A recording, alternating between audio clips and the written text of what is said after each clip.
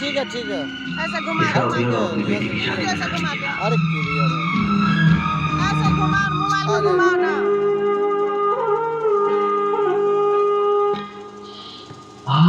इधर उधर करना, यहाँ से बनाओ। प्योर फ्लावर्स, प्योर बनाओ। पागल, ऐसे बनाता हूँ। दीपक बाबू, जेल की रिहाई बहुत बहुत मुबारक हो। अच्छा, मुझे कीजिए।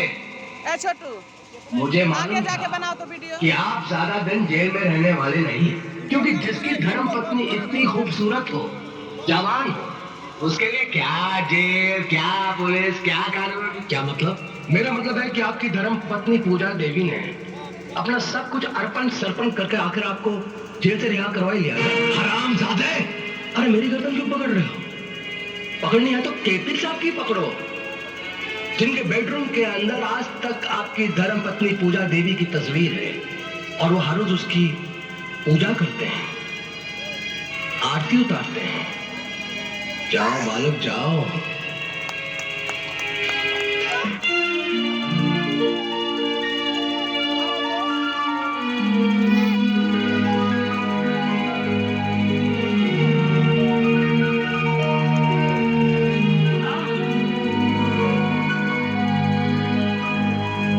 बेटे, आँच को आँच नहीं, तेरी सच्चाई आखिर अपना रंग दे ही आई। नहीं बाबूजी, मैं अपनी सच्चाई के बूते रिहा नहीं हुआ। मेरी रिहाई कराने के लिए आपकी बहू ने कीमत चुकाई है।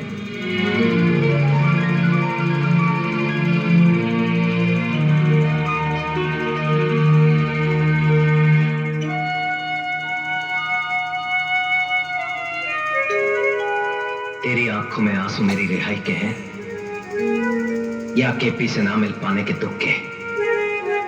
दुख के ही होंगे, क्योंकि तू कृष्ण प्रसाद से प्यार करती है।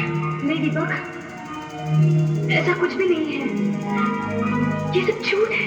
पहले मैं भी इस बात को झूठ समझता था, लेकिन जब उसके कमरे में मैंने तेरी तस्वीर देखी तो मैं समझ गया कि आखिर इतनी आसानी से मैं कैसे जेल से छूटा।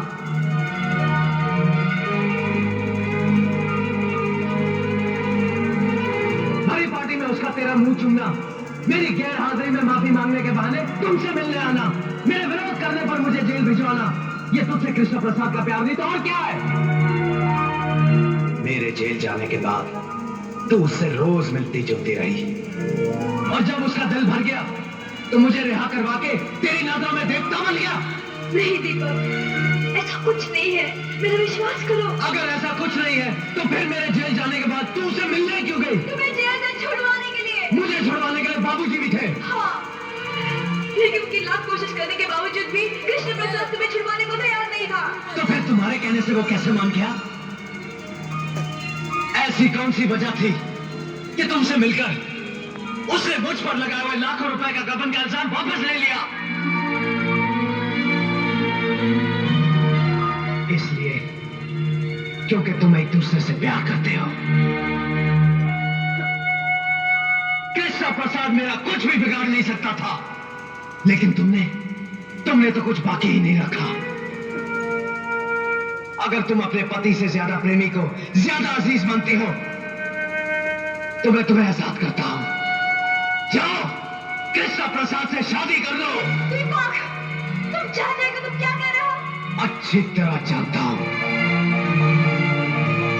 तुम कुछ नहीं जानते। जिस बात को तुमने सर उठाकर कह दिया, वो बात मैं ख्वाब में भी नहीं सोच सकती। दीपक, मैं तुम्हारी पत्नी हूं, मेरा विश्वास करो। तुम जैसा सोच रहे हो ऐसा कुछ भी नहीं है, मेरा विश्वास करो।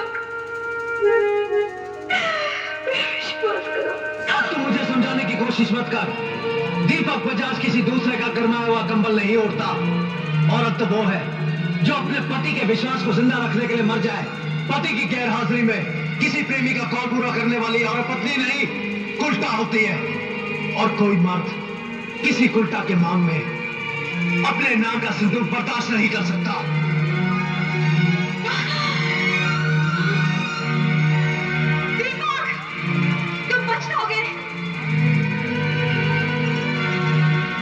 पहले कि मैं अपने आपे से बाहर हो जाऊं। दूर हो जा, दूर हो जा मेरी नजरों से। Get out!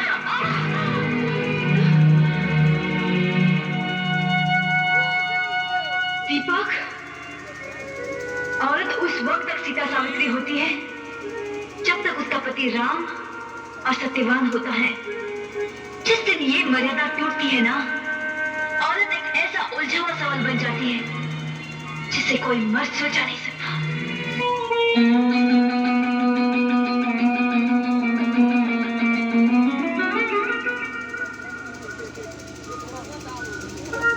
आओ रफू मास्टर आओ। कहो कहीं तुम्हारी भी कोई चीज खो गई है क्या? मेरी जो चीज खो गई उसे पाने की मुझे तमन्ना भी नहीं है, क्योंकि जिसकी नजरों से मैं गिर चुका हूं उसे मैंने भी अपनी नजरों से गिरा दिया है। बहुत बढ़िया। तो कहो यहाँ आने की तकलीफ कैसे की? पूजा की जिंदगी में तुम्हारी दोबारा दखल अंदाजी ने उसकी जिंदगी बर्बाद कर दी है। उसके पति ने उसको घर से निकाल दिया है। वो ना मायके की रही और ना ससुराल की रही। अरे यार तो मैं क्या करूं? अपने साथ भी उसने कोई ऐसी निभाई नहीं है जो मुझे उससे हमदर्दी हो या मेरी आंखों में आंसू आ जाए। एक लड़की की हकीकत में जिंदगी होती कितनी है? 10 साल। उस 10 साल में से 5 साल उसने तुम्हारे इंतजार में गुजार दिए, और उसने जो कुछ भी किया उसकी मर्जी नहीं थी, उसकी मजबूरी थी। पूजा का तुमसे अलग होना ये पूजा के बाप की कूटनीति थी। उसने तुम्हारी कामयाबी का खत पूजा को नहीं दिया बल्कि फाड़ कर जला दिया, और तुम्हारी नाकामी के उस खत का वादा देकर उसने शादी पर मजबूर किया जिसमें तुमने पूजा को लिखा था कि पूजा मुझे भूल जाओ।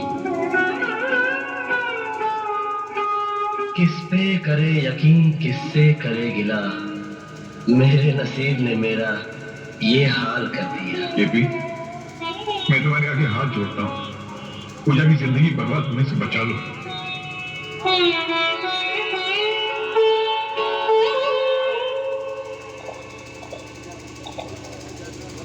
पूजा बेटी,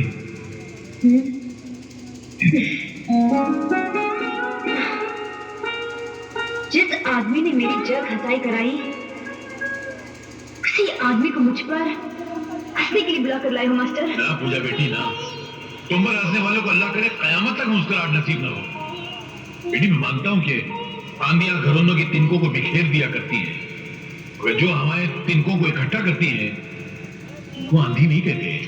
मैंने आपसे सहारे की भीख नहीं मांगी थी मास्टर।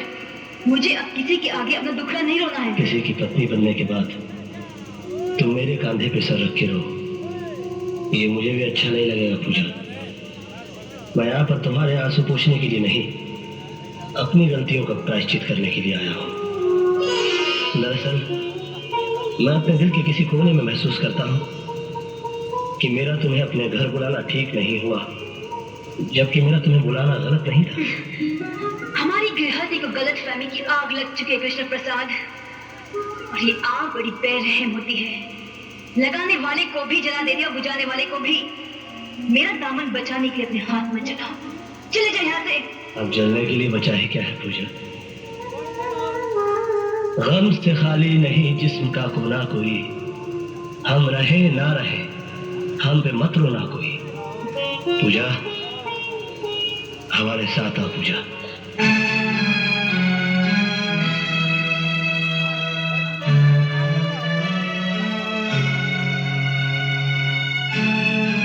रुक जाओ दीपक, मेरे शक और यकीन को और मजबूत करने आए हो। अब मुझे कोई गलतफहमी नहीं रही। तेरे हाथों में इसका हाथ एक जिंदा सबूत है। दीपक मेरे बाबूजी समझते थे कि घर में लक्ष्मी आएगी तो सब कुछ अपने आप आ जाएगा, मगर सब कुछ उल्टा हो गया। घर की मान मर्यादा सब कुछ लुट गया। तुम्हारा कुछ भी नहीं किया दीपक। दम तोड़ती हुई चिंगारी को हवा मत दो, जो कुछ बचा है वो भी खाक हो जाएगा। जिस मर्द की बीवी भागकर किसी और का हाथ थाम ले, उसके पास आग से बचाने के लिए कुछ नहीं होता है। तुम्हें गलत फहमी हुई है दीपक, ये सच नहीं है। क्या सच नहीं है? क्या ये सच नहीं है कि तू इसे पाने के लिए अमीर बना? क्या ये सच नहीं है कि बिना इंटरव्यू के नौकरी देने के साथ साथ गाड़ी और बंगला तूने इसकी वजह से दिया था? क्या ये सच नहीं है कि तेरी लाख कोशिश करने के बावजूद जब तू उससे खुलकर नहीं मिल सका तो तूने मुझ पर झूठा इल्जाम लगाकर मुझे जेल भिजवा दिया? अगर इतनी बातें सच है तो तेरी मोहब्बत के फसाने गलत कैसे हो सकते हैं? हाँ, गलत नहीं है। ये सच है कि पूजा मेरी जिंदगी की पहली और आखिरी ख्वाहिश थी, मगर मैं इसे पा ना सका। मेरे हालात गर्दिश पे थे। तू खुश नसीब था, इसे अनचाहे पा गया।